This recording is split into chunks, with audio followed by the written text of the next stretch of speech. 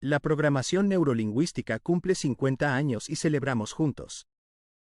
Milka Sosa, Master Trainer en PNL, terapeuta, asesora de empresas, presidente de la Fundación Milka Sosa Desarrollo Personal y PNL y creadora del método Human Business by Milka Sosa presenta. El alma de la empresa en tiempos de algoritmos, el ser humano como ventaja competitiva. ¿Recuerdas cómo nació tu empresa? Ese sueño que un día se transformó en proyecto, en equipo, en cultura.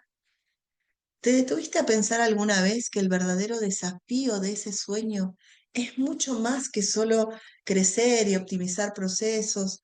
También es lograr permanecer en el tiempo con el alma que construyó ese sueño. Te invito a pensar en algo más. Si la vida promedio de una persona es de 80 años y una persona trabaja entre los 20 y los 65, ¿sacaste la cuenta de que en realidad pasa aproximadamente la mitad de su vida en el trabajo?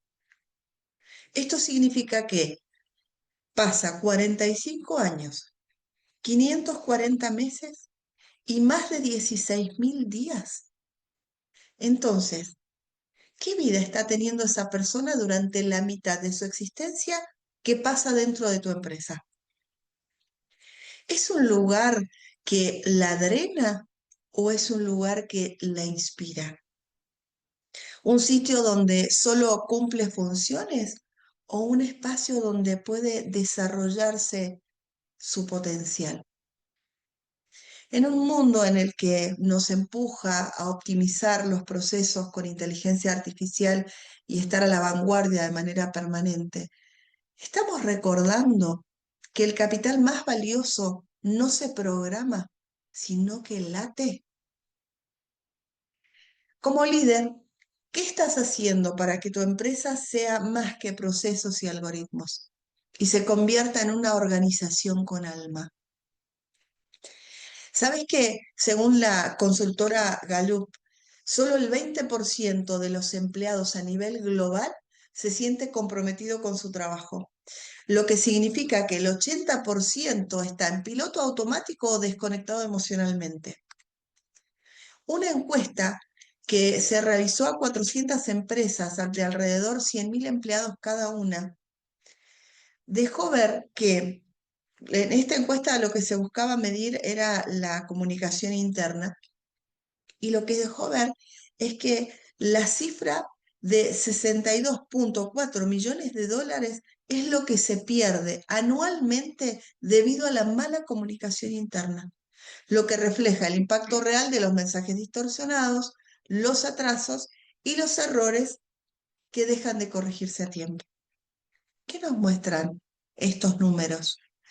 Que el verdadero costo oculto de una empresa está más allá de sus procesos, está en la falta de conexión humana. En múltiples encuestas internacionales, los directivos coinciden en lo mismo. Es muy difícil trabajar con personas, dicen, pero la verdad es que sin personas no hay empresa. Las principales dificultades que he observado en las empresas, en mi caso particular, trabajando con ellas hace 8 años, son, primero, comunicación sin compromiso. Lo que se dice, lo que se escucha y lo que se hace rara vez coinciden. La organización se llena de malentendidos y de tareas mal ejecutadas que consumen tiempo, energía y dinero. Otra de las dificultades es que parecen tener personas altamente sensibles. Se toman muchas cosas a modo personal. Y a veces esto ocurre porque olvidamos que detrás de cada comentario hay un estado emocional. No hay solamente un dato. Las personas no reaccionan al dato, reaccionan a cómo lo interpretan y cómo se sienten. Por otro lado, otra dificultad importante que se observa en las empresas son las luchas de egos. La competencia mal entendida erosiona los equipos, cuando en realidad la competencia más sabia es con uno mismo, ser hoy una mejor versión que ayer. Revisemos la importante herramienta de la programación neurolingüística y uno de los aportes valiosísimos que hace esta herramienta. Uno de esos es sistemas representacionales. ¿Qué son los sistemas representacionales? Los sistemas representacionales son el filtro por el cual los seres humanos absorbemos la realidad a través de los sentidos: la vista, el olfato, el oído, el gusto, el tacto y las emociones. Cuando nosotros tenemos en cuenta de que cada una de las características de los sistemas representacionales hacen que las personas se enfrenten la vida de una determinada manera, le den significado a sus procesos y absorban las diferentes informaciones de una determinada manera, podemos nosotros utilizar esta herramienta para abordarlo en tres aspectos fundamentales dentro de la empresa que quiero compartirte hoy. Cómo los sistemas representacionales aportan en tres áreas: la selección de personal, la asignación de los diversos roles y la comunicación interna. Por ejemplo, cuando nosotros comprendemos cómo funcionan los sistemas representacionales, vamos a detectar que cada una de las personas va a tener una predominancia. Y si la persona es predominantemente visual o predominantemente auditiva o kinestésica, vamos a tener que comunicarnos con cada uno de ellos en su propio idioma. Veamos cómo nos ayuda esto en la selección de personal. Yo necesito saber que las personas predominantemente visuales suelen destacar en áreas que requieren visión estratégica, diseño, planificación y detección de patrones. Las personas auditivas sobresalen en roles donde la escucha, la negociación y la coordinación son esenciales. Y las personas kinestésicas se desarrollan en funciones prácticas de contacto, experiencia, cercanía con el cliente o el equipo. Detectar los sistemas predominantes en las entrevistas permite elegir candidatos más congruentes con las demandas de cada puesto. ¿Cómo puede ayudarnos sistemas representacionales en la asignación de roles? Un rol efectivo no se define solo por competencias técnicas, sino por la forma en que la persona se relaciona con la información y la acción. Una persona visual es eficaz liderando proyectos con visión de futuro. Un auditivo es un gran mediador en equipos y un kinestésico genera cercanía, confianza y acción. Asignar roles según el sistema representacional evita frustraciones y maximiza el talento natural de cada colaborador. Muchas veces no se trata de que una persona realiza mal su trabajo, sino que está ubicado en el puesto equivocado. ¿Cómo nos ayudan sistemas representacionales para bajar directivas u órdenes o lineamientos a cada uno de los sistemas? Porque no deben transmitirse de la misma manera a todos. Por ejemplo, si yo tengo que bajarle un lineamiento a una persona visual, sería mejor que hable en su idioma diciéndole: mira este esquema, así debería verse el resultado. Si necesito decirle lo mismo a un auditivo, sería importante que le dijera: escucha bien las instrucciones. Lo importante es que suene coherente con el proceso. Y al kinestésico podría comunicarme diciéndole: prueba este método, vas a sentir la diferencia en la práctica. Cuando el líder adapta su comunicación al sistema representacional del colaborador, asegura comprensión, reduce errores y genera mayor compromiso. ¿Cuál es el valor potente, importantísimo que tiene la implementación de este método? La clave no es nombrar los problemas. Todos sabemos los problemas que atraviesan las diferentes empresas. La clave está en saber cómo los transformamos. Bueno, ¿cómo se logra esto con la PNL aplicada a las empresas y al capital humano?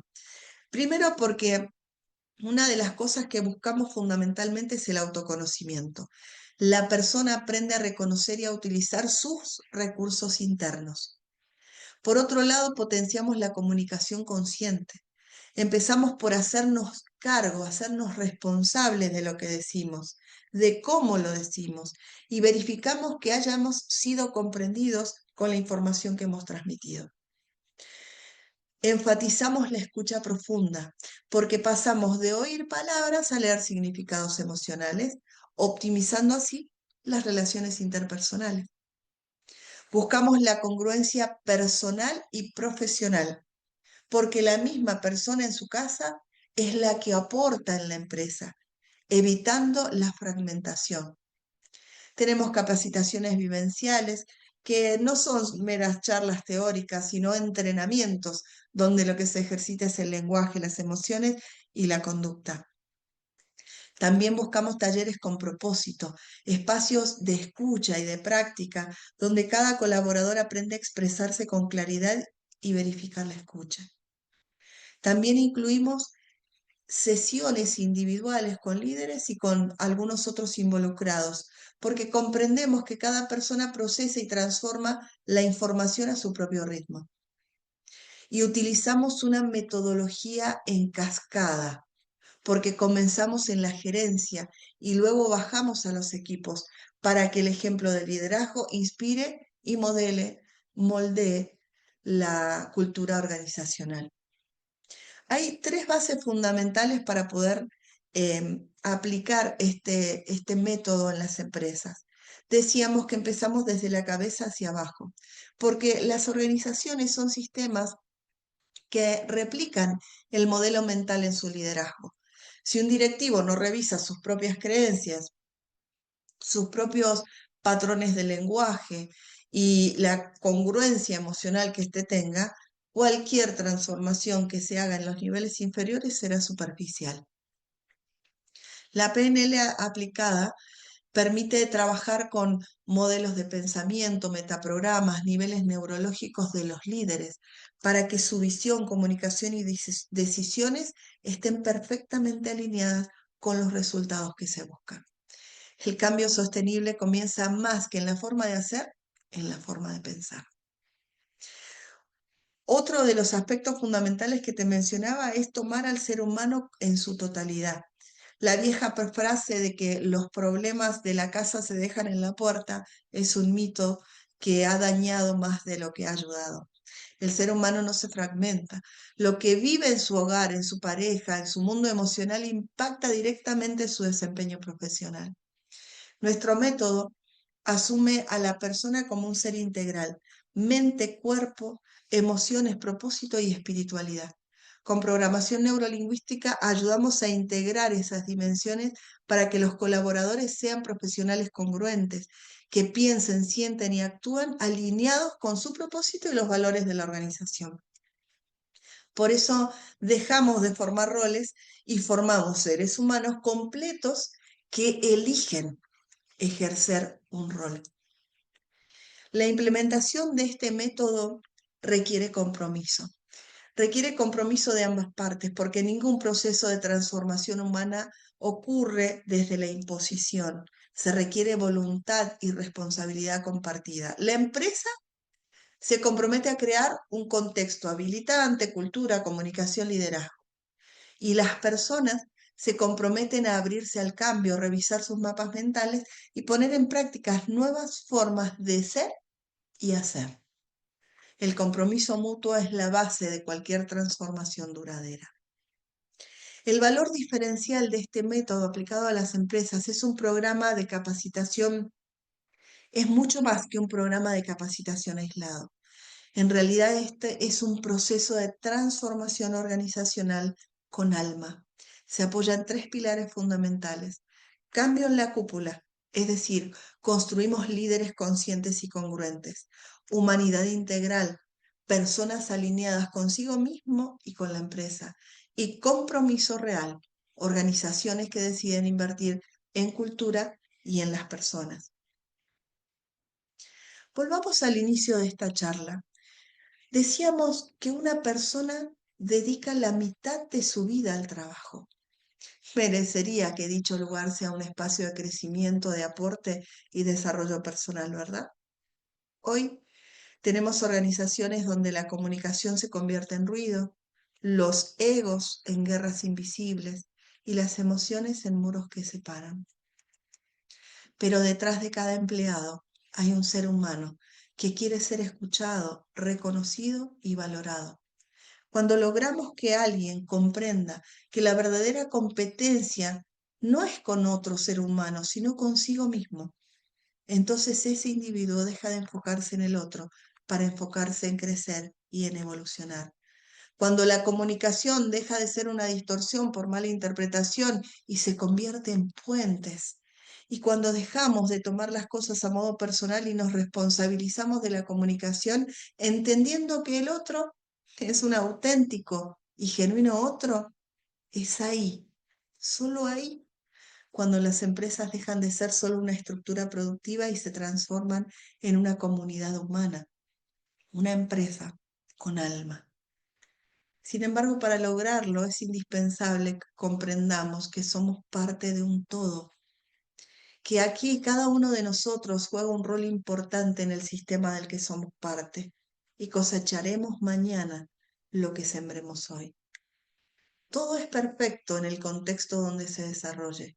Siempre que algo pasa, algo más está pasando. Y mientras te digo esto, viene a mi memoria un cuento que quiero compartir con vos a modo de conclusión. Un hombre solía ir de compras todos los viernes con su esposa al supermercado. Mientras ella hacía las compras, él se aburría, entonces ideó una manera de entretenerse. Cierto día observaba el pequeño vehículo que recorría las calles revisando los parquímetros vencidos para poner multas y entonces decidió inventarse un juego. Revisó en sus bolsillos y tenía varias monedas. Entonces decidió adelantarse al autito de las multas y colocar monedas en los parquímetros que estaban a punto de expirar. Se divertía ganándole la carrera y de paso evitaba que desconocidos recibieran una multa. Pasó el tiempo, su esposa murió y él siguió yendo solo al supermercado para continuar con aquella divertida rutina de jugarle una carrerita al autito contra los parquímetros. Su rutina era siempre la misma: poner monedas en los parquímetros en rojo antes de que llegara el inspector. Años después, cuando él también murió y llegó al cielo, le preguntó a Dios: ¿cuál es la razón por la que viví tantos años? Yo no hice nada extraordinario en mi vida. Y la respuesta fue: alguien estuvo poniendo monedas en tu parquímetro. Liderar es transformar el mundo, nuestro mundo, desde lo pequeño a lo grande, desde lo micro a lo macro. Muchas veces consiste solo en sostener con amor, congruencia y constancia el parquímetro de quienes nos rodean y como resultado, quizás, solo quizás, mañana nos sorprendan las monedas en nuestro parquímetro.